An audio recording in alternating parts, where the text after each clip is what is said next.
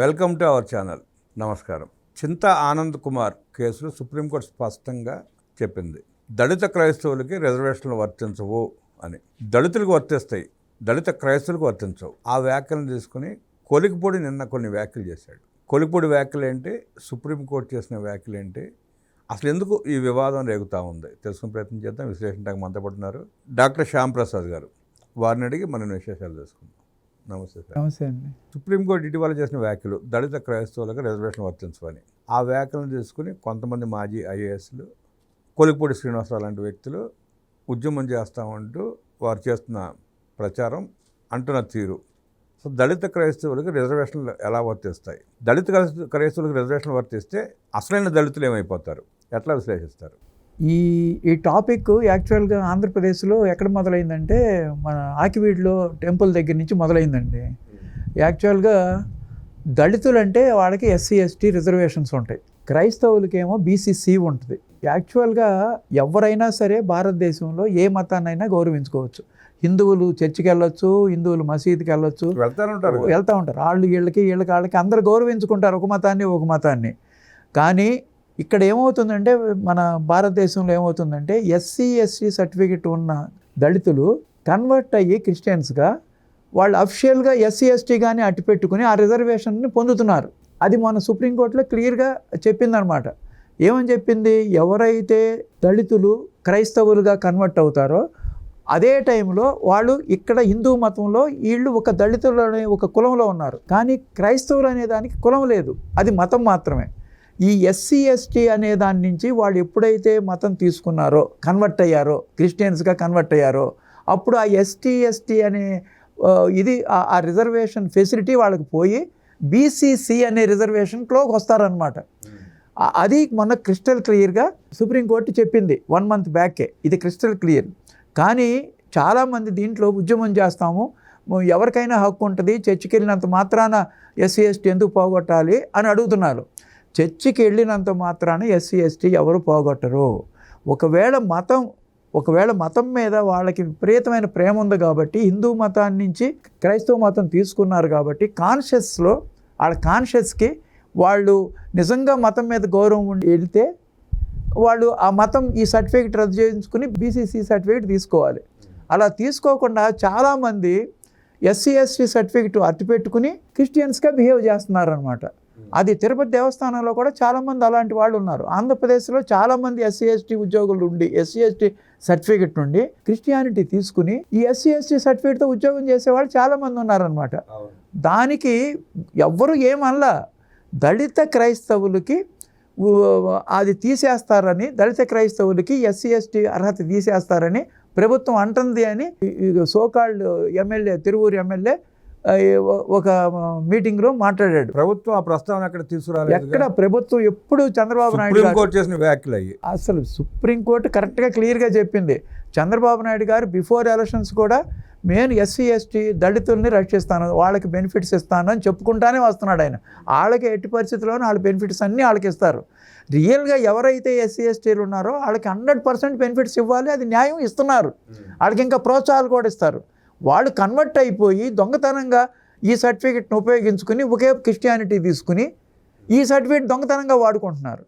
అది ఏమైందంటే ఇప్పుడు ఆకివీడు టెంపుల్ దగ్గర వచ్చింది ఇష్యూ. అసలు ఇది దాన్ని ఇప్పుడు చాలామంది, ఎందుకంటే ఈ ఇష్యూలో ఓట్లు పోతాయి, ఎస్సీ ఎస్టీ ఓట్లు ఈ ఇష్యూ కనుక తీశారు అంటే ఓట్లు రాజకీయం కాదు సార్. ఇది ఆకివీడు రామాలయం గతం ఎప్పటి నుంచో ఉందని చెప్పి రికార్డ్స్లో ఉంది, ఎంఆర్ఓ చెప్పాడు, కోర్టులు చెప్పినాయి. దాని మీద వివాదం ఎందుకు చేయాలి? దాని మీద ఇప్పుడు వివాదం సమసిపోయింది. రకరకాలుగా ఇప్పుడు ఎస్సీ ఎస్టీ వాళ్ళు, ఈ జడ శ్రావణ్ లాంటి వాళ్ళు కోర్టులకు వెళ్ళారు, అంతా కోర్టులను మొట్టికాయలు వేసినాయి, అంతా అయిపోయింది, శంకుస్థాపన కూడా అయిపోయింది.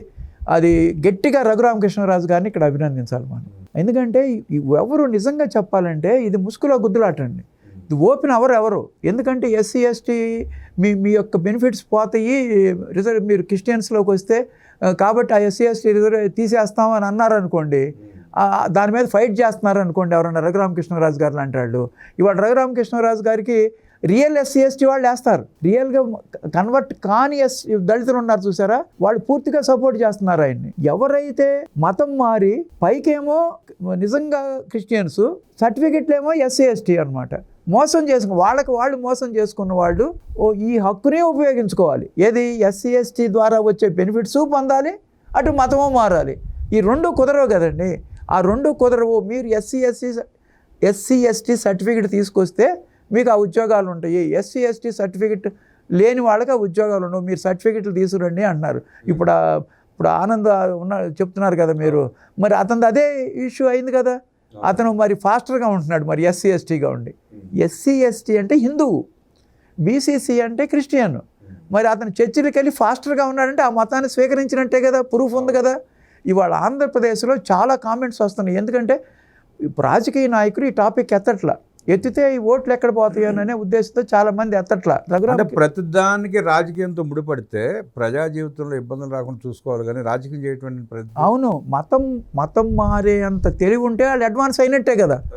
ప్లస్ బీసీసీ కూడా వచ్చేస్తుంది వాళ్ళకి.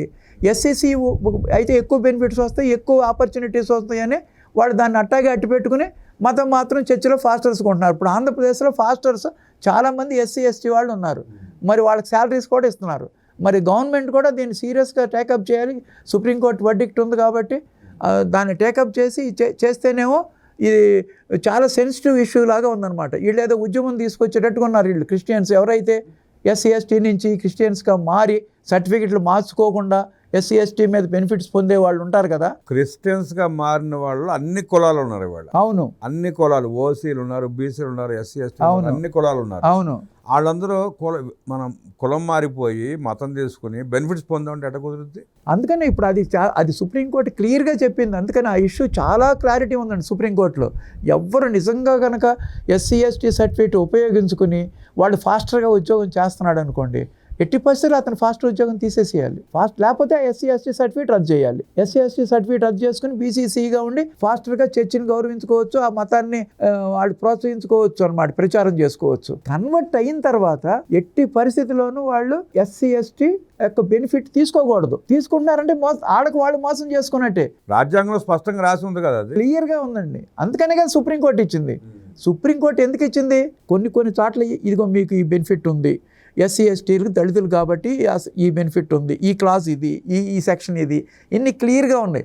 ఏ సెక్షన్కి ఆ సెక్షన్ సపరేట్గా తీసుకుంటే, ఆ మీనింగ్లు తీసుకుంటే వేరే రకంగా వస్తుంది. సుప్రీంకోర్టు వర్డిక్ట్ ఇచ్చిన తర్వాత దీని గురించి అసలు రెండో తాటే లేదండి. కాకపోతే ఏంటంటే ఇది ఒక తేనె తుట్టు అనమాట. దాన్ని కదిలిస్తే కంపు అవుద్దని ఎవరు దీన్ని కదిలించట్లా. ఇప్పుడు ప్రశ్నిస్తున్న వారంతా మీరు చెప్పిన వ్యక్తులు ఎవరైనా ఎమ్మెల్యే కావచ్చు, మాజీ ఐఏఎస్లు కావచ్చు, ఐపీఎస్లు కావచ్చు, వీళ్ళందరూ అంబేద్కర్ గారు రాసిన రాజ్యాంగాన్ని ప్రశ్నిస్తున్నారా? అవును, మేము మతం మారినంత మాత్రాన మా రిజర్వేషన్ ఎందుకు పోవాలి, మా హక్కు ఉంది కదా, మేము ఏ మనిషి అయినా ఏ ఆలయానికి వెళ్ళొచ్చు కదా, ఆ క్లాజ్ ఉంది రాజ్యాంగంలో. వెళ్ళొచ్చనే కదా మీరు మతం మారి అందరూ అంటున్నారు మీరు వెళ్ళొచ్చు, ఏ మతం వాళ్ళు, ఏ కులం వాళ్ళు, ఏ దేవుడినైనా ప్రార్థించుకోవచ్చు, ఆ ఫ్రీడమ్ ఉంది భారతదేశ రాజ్యాంగంలో. కానీ మీరు ఒక మతంలో ఒక బెనిఫిట్ పొందుతారు. మీరు మతం మారి హిందువులకు వచ్చే బెనిఫిట్స్ మీరు ఎట్లా లాక్కుంటారు? అది దాంట్లో రియల్గా ఉండే ఎస్సీ ఎస్టీ వాళ్ళకి బెనిఫిట్లు పోతాయి కదా. నువ్వు క్రిస్టియానిటీ వెళ్ళిపోయావు, హిందువులకి నష్టం జరుగుతుంది కదా. ఇక్కడ ఎస్సీ ఎస్టీ వాళ్ళు హిందువులు, మరి ఎస్సీ ఎస్టీ రియల్గా హిందూ మతాన్ని నమ్మి హిందూ మతంలో ఎస్సీ ఎస్టీగా ఉండేవాళ్ళు వాళ్ళ యొక్క ఛాన్సెస్ పోతాయి కదా. నువ్వు క్రిస్టియానిటీకి వెళ్ళిపోయిన తర్వాత మళ్ళీ ఇక్కడ హిందూ మతంలో ఉన్న బెనిఫిట్ నువ్వు ఎట్లా తీసుకుంటావు? కాదు సార్, బాబాసాహెబ్ అంబేద్కర్ గారిని ఆయన సిద్ధాంతాలను అనుసరిస్తామని చెప్పి ఆయన ఫోటోలు పెట్టుకుని పార్టీలు పెట్టిన వాళ్ళు, ప్రచారం చేసుకునే వాళ్ళు ఆయన రాసిన రాజ్యాంగాన్ని ప్రశ్నించడం ఎంతవరకు సబబు? వాళ్ళకేం లేదండి, వాళ్ళకి ఎంత అవసరం వస్తుందో అంతవరకే తీసుకుంటారు రాజ్యాంగం నుంచి.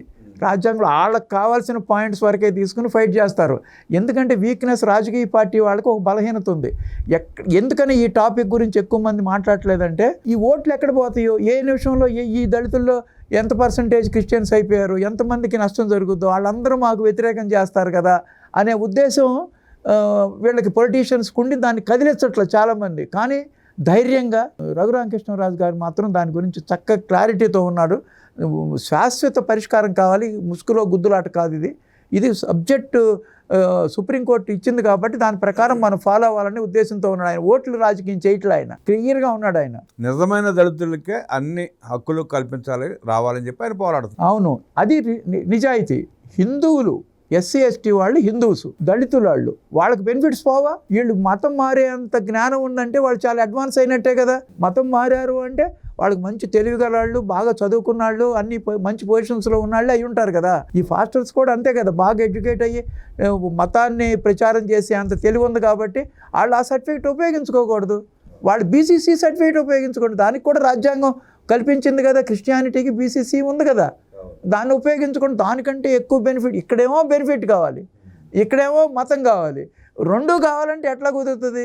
రాజ్యాంగం ప్రకారం వెళ్ళాలి, కోర్టులు చెప్పిన ప్రకారం వెళ్ళాలి. ఇది ఏమైందంటే రాజకీయంగా నడుస్తుందండి. ఇది రాజకీయ నాయకులు ఎక్కడ ఇది తొనితుట్టు, ఇది కల్పిస్తే మాకు ఎక్కడ నష్టం కలుగుద్దో అని ఒక్క రాజకీయ నాయకుడు కూడా దీని గురించి మాట్లాడట్లేదు, ఎక్సెప్ట్ రఘురామకృష్ణరాజు గారు. చూడండి, రఘురామకృష్ణరాజు గారు ఎంత ధైర్యంగా మాట్లాడుతున్నారు, నిజాయితీగా మాట్లాడుతున్నాడు. నిజాయితీ ఉంది దాంట్లో. హిందువుల కోసం కాదు, క్రిస్టియన్స్ కోసం కూడా పోరాడుతున్నాడు.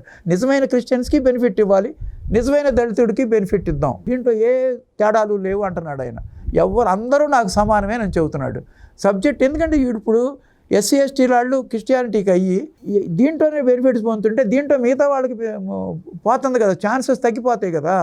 రెండిట్లోనూ కావాలంటే కుదరదు కదండి.